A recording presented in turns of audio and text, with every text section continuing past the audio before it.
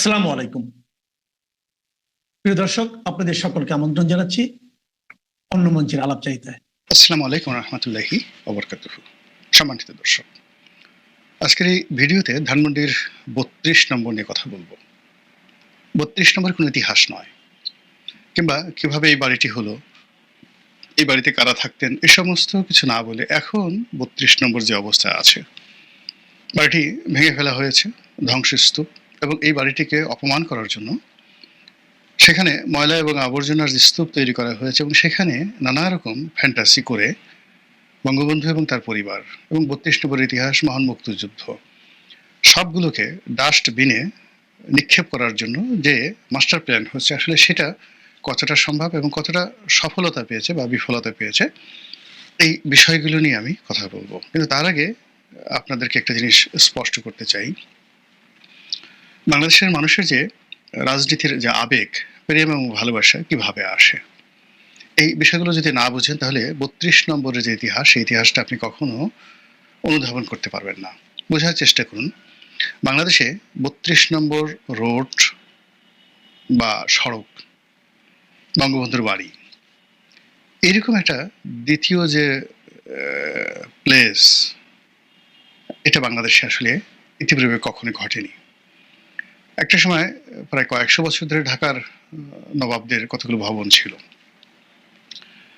যেমন ঢাকা নবাব বাড়ি, তারপর আহসান মঞ্জিল যেটিকে বলা হয় সেটি, তারপর বঙ্গভবন, এটা একটা সময় যে বালাখানা ছিল এবং হিরাঝিল প্রাসাদ হিসেবে পরিচিত ছিল।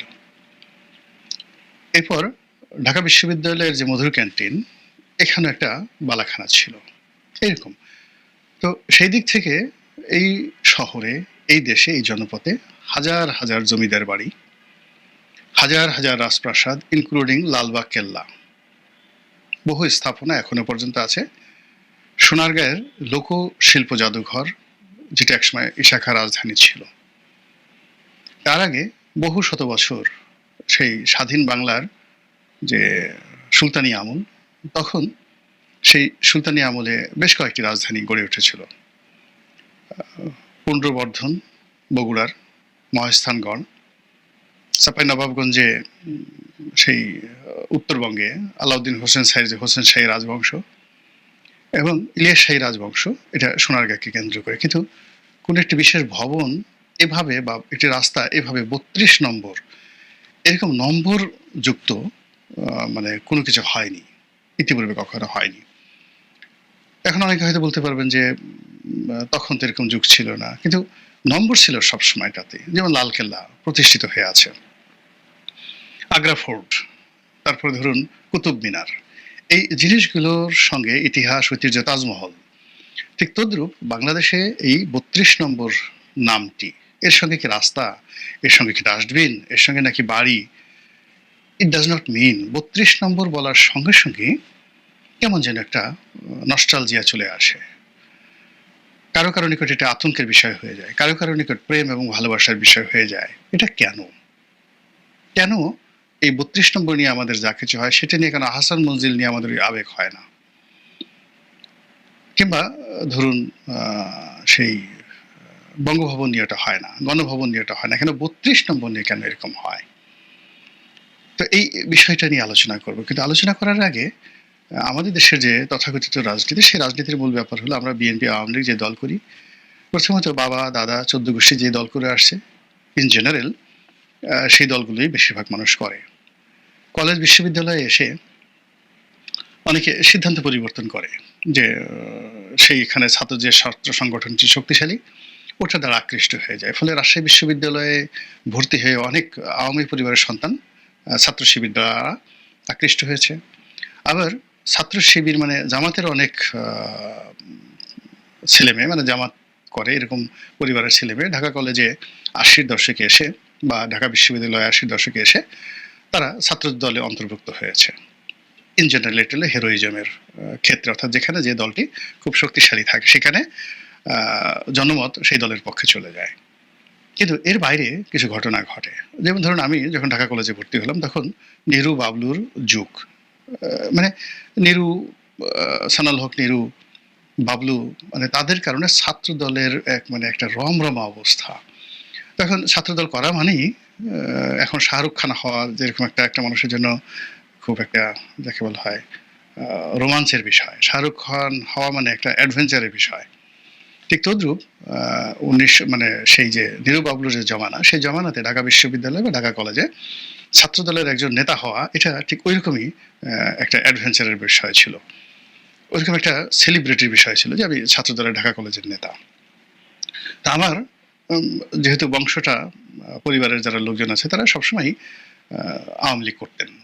আর আমি যে এলাকাতে জন্ম নিয়েছি ওখানে আওয়ামী লীগ ছাড়া আসলে কোনো মানে অনেক কোনো রাজনৈতিক দলই নেই। ফরিদপুর জেলাতে সদরপুরে, আবার পরিবর্তিত বেড়ে উঠেছি পটুয়াখালী জেলার গলাচিপাতে। এখানে আসলে আওয়ামী লীগ এখন পর্যন্ত একতরফা। তো সেখানে আমার মন এবং মননে মানে কোনো রকম আদর্শ চিন্তা চেতনা ছাড়াই একটা সংস্কার আওয়ামী লীগ।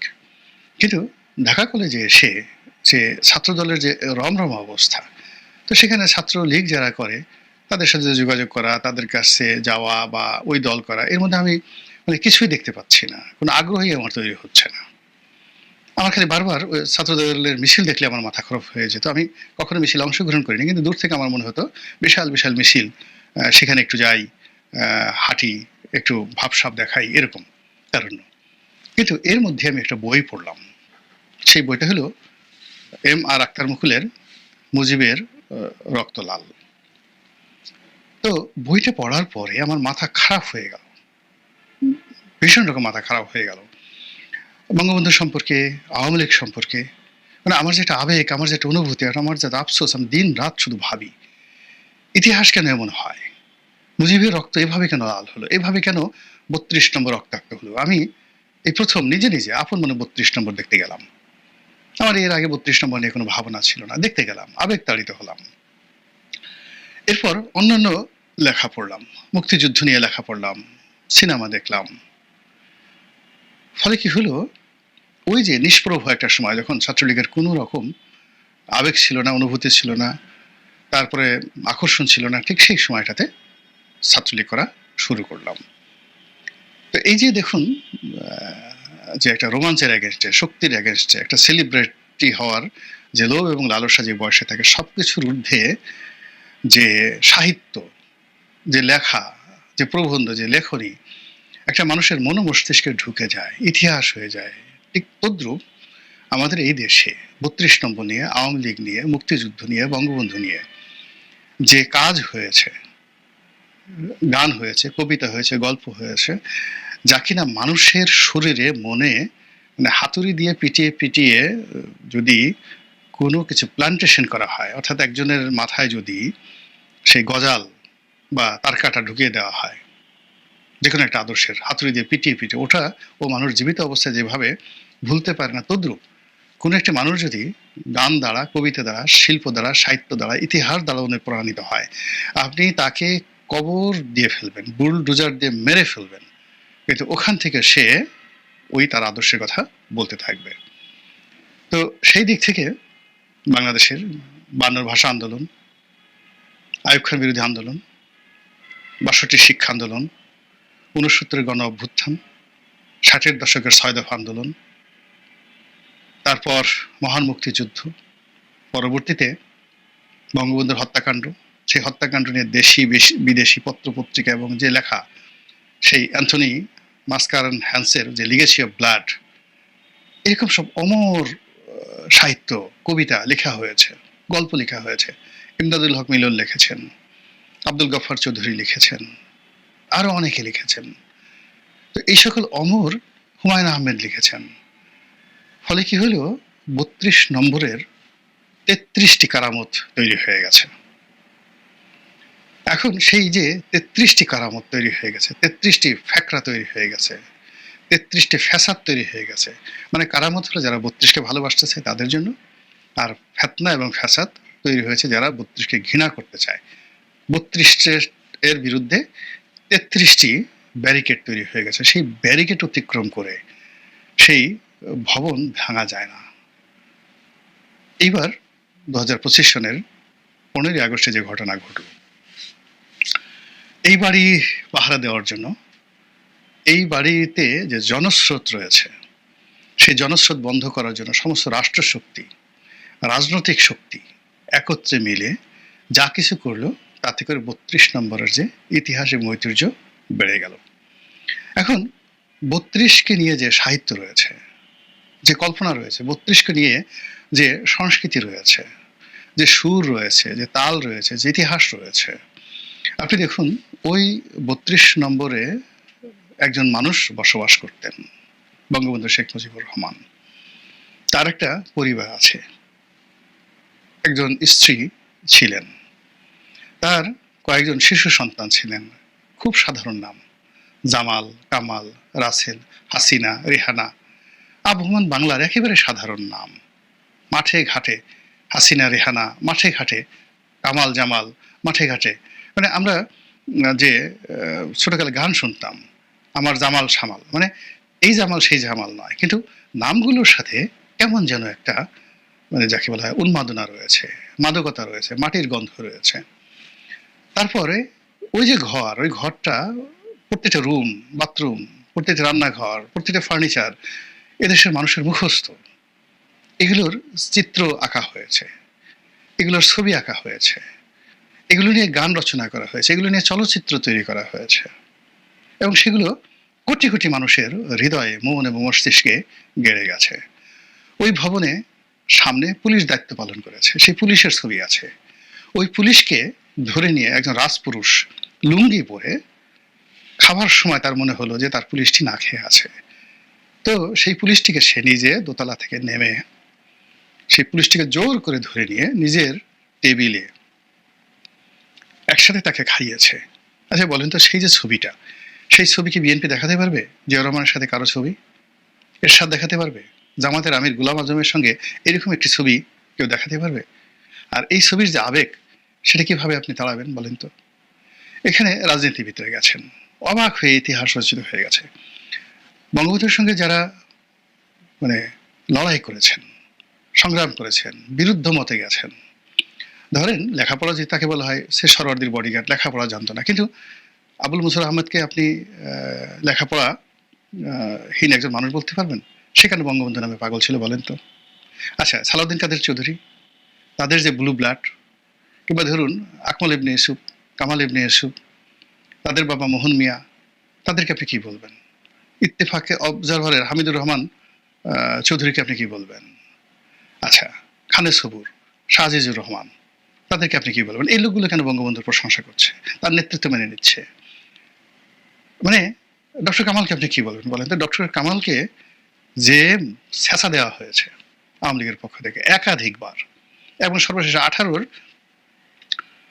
নির্বাচনের সময় তাকে লাঞ্ছিত করা হয়েছে, মারধর করা হয়েছে, তাকে দল থেকে বের করে দেওয়া হয়েছে, শেখ হাসিনা তার সঙ্গে যে আচরণ করেছেন, তারপরে কেন বঙ্গবন্ধুর নাম শুনে তার শরীর কাঁপতে থাকে? কেন এই মানুষটি, সে তো মানে যদি জ্ঞান বলেন, গরিমা বলেন, শিক্ষা দীক্ষা বলেন, তাহলে এখনো পাক ভারত উপমহাদেশে ডক্টর কামাল, অধ্যাপক রেহমান সুবাহান, কবি সুফিয়া কামাল, কবি আল মাহমুদ, কবি শামসুর রহমান, আপনি কি এদের পর্যায়ে লোক পাবেন বলেন তো? এই লোকগুলো কেন বঙ্গবন্ধু নামে পাগল হচ্ছে? তারা কি সবাই গোলাম মোল্লা রনি, পিনাকি, বা এই যে আমরা যারা ইউটিউব করি, আমাদের পর্যায়ের লোক? বলেন তো তারা কেন পাগলামো করছে? বঙ্গবন্ধুর সাথে বের হয়ে এসে যুদ্ধ করেছে আসম আব্দুর রব, শাহজাহান সিরাজ, তো তারা কেন বঙ্গবন্ধুর জন্য কান্নাকাটি করে? হাসানুল্লাহ কিনু কেন কাঁদে? তারা কেন বঙ্গবন্ধুর জন্য চোখের পানি ফেলে? বলেন, তারা তো যুদ্ধ করেছে বঙ্গবন্ধুর রেজিমের বিরুদ্ধে, তারা বঙ্গবন্ধুর মৃত্যু কামনা করেছে, কেন তারা এখন বঙ্গবন্ধুর জন্য কাঁদে? এই যে লিডারশিপ, এই যে লিগেসি, ওই লিগেসির প্রত্যেকটা শব্দ, প্রত্যেকটা অক্ষর, প্রত্যেকটা দাড়ি কমা সেমিকোলন ৩২ নম্বরের পুরো রাস্তাতে এবং ওই যে বঙ্গবন্ধুর বাড়িতে, প্রতিটি বিন্দুতে বিন্দুতে হাজার হাজার ইতিহাস ওখানে যাকে বলা হয় প্লান্টেশন, বপন করা আছে। ওখান থেকে বাংলাদেশের ইতিহাস বের হয়, ওখান থেকে বাঙালির কান্না বের হয়, ওখান থেকে বাঙালির হাসি বের হয়। ফলে ওটা বুলডোজার দিয়ে যারা যাকে বলা হয় ধ্বংস করার চেষ্টা করেছেন, এটা হবে না, বরং এটা বুমেরাং হয়েছে। এখন তো শোনা যাচ্ছে যারা এই বাড়ি ভাঙার সাথে জড়িত এরা অনেক অসুস্থ হয়ে গেছে, এদের অনেকের কপালে যাকে বলা হয় গজব নাজিল হয়েছে, অনেকের একেবারে নিশ্চিত সৌভাগ্য তাদের পায়ের কাছে যেটা চলে এসেছিল, সেই সৌভাগ্য একেবারে তাদের কপাল থেকে চলে গিয়ে এখন তারা গজবের মধ্যে আপর্তিত হয়েছে। অনেক লোক, অনেকের চেহারা সুরত নষ্ট হয়ে গেছে, চেহারার ভিতরে শয়তানি, মানে যাকে বলে দেখলি মনে হয় এটা একটা ইবলিস, নিন্দিত ফেরাউনের একটা চেহারা সুরতের মধ্যে একটা ফেরাউনি ফেরাউনি ভাব চলে আসছে। এই 32 নম্বরে 2024 সনে যে ঘটনা ঘটছে তার প্রেক্ষিতে। তো এই যে 32-এর যে বললাম যে 32 নম্বরের 33টি কারামত, ফ্যাকরা, ফ্যাসাদ, ফেতনা, এই জিনিসগুলো মোকাবেলা করা সম্ভব নয়, এগুলো নতুন করে তৈরি করাও সম্ভব নয়। ইতিহাসের ধারাবাহিকতায় যেভাবে এগুলো তৈরি হয় ঠিক সেইভাবে আপনি চিন্তা করেন একটা মনুমেন্ট, সেই মনুমেন্ট এমনি এমনি হয় না, সেই মনুমেন্টের পিছনে ভীষণ রকম ইতিহাস লাগে, ভীষণ রকম ঐতিহ্য লাগে, মানুষের প্রেম লাগে, ভালোবাসা লাগে, দোয়া লাগে। বঙ্গবন্ধু 1971 সালে মুক্তিযুদ্ধে ছিল, মুক্তিযুদ্ধকালীন সময়ে একটা সিঙ্গেল উদাহরণ দেখান তো আর্মির কোনো ক্যাম্পে অথবা মুক্তিযোদ্ধাদের কোনো ক্যাম্পে জয় বাংলা জয় বঙ্গবন্ধু ছাড়া কোনো স্লোগান ছিল? দেখাতে পারবেন যে কোনো দেশের মিলিটারিরা জয় বাংলা স্লোগান দিচ্ছে বা কোনো নেতার নামে স্লোগান দিচ্ছে, গুলি করার আগে জয় বাংলা বলছে, মরে যাওয়ার আগে জয় বাংলা বলছে? আপনি সেই জয় বাংলাকে কিভাবে শেষ করবেন বলেন? কখনো পারবেন না।